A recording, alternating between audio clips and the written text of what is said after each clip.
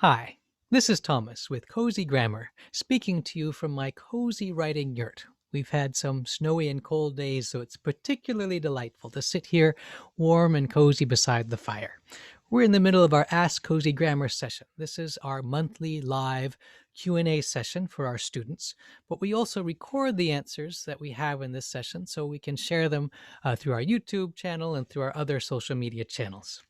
Our next question comes from Dave P. in Evanston, Illinois. And Dave writes, are amend with an A and emend with an E synonyms? Now, I think this is another great question, like the question that Lucretia just asked. Here we have two words which are similar enough that it's easy to confuse them. And in fact, one of the reasons why we have words that give us confusion is because they either look the same, or they sound the same, or they sound close enough. And so what happens in our minds is that those two words sort of get clumped together. They get clumped together as, oh, this confusing pair. And so what we remember is, oh, there's a confusing pair, rather than, oh, here are two separate words which have two separate meanings, although they may have some connection or relation to each other. So with amend and emend, there is a difference. And let me see if I can explain this difference in such a way, Dave, that you will remember that difference from now on. So amend with an A means to change or to add something to something that is written or something that is spoken. Here's an example. The U.S. Congress can amend the Constitution.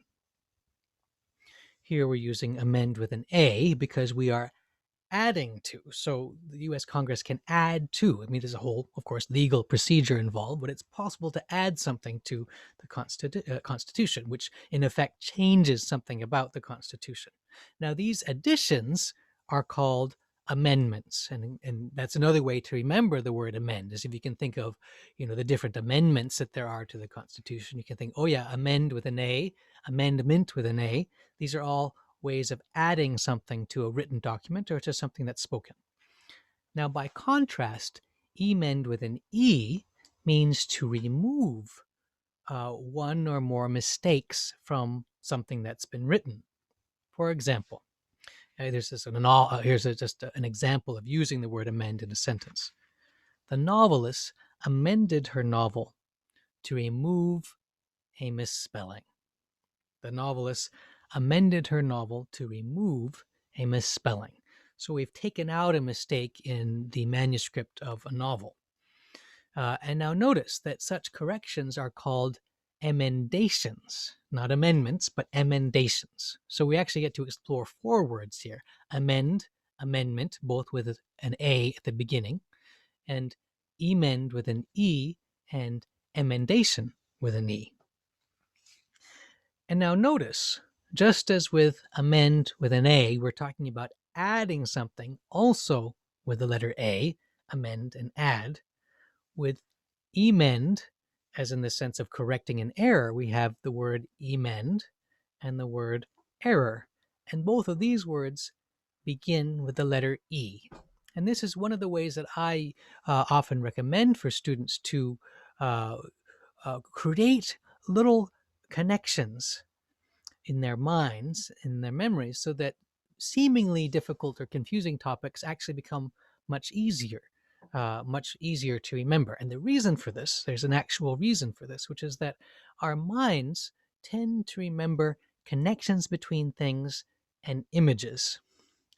And if we're just thinking of the word amend and emend, they're quite close to each other. In fact, the mental picture of those things is quite close to each other. That's part of why they get confused in our minds.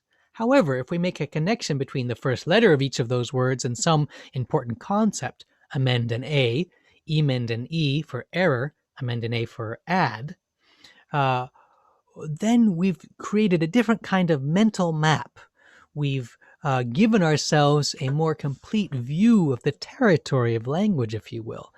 And it may take, 4 or 5 minutes to do so when we're learning or clarifying the meaning of these words. But then that will last for as long as we remember these words. Whereas if we just sort of let it go at, oh, those are those confusing words, and then that's what we remember, and we become very good at remembering that. So hopefully, Dave, I've given you a way to remember the difference between amend and emend for the long haul. Please do write and let me know if that helps you. And if you have any further follow up questions or new questions to ask, and all good wishes to you.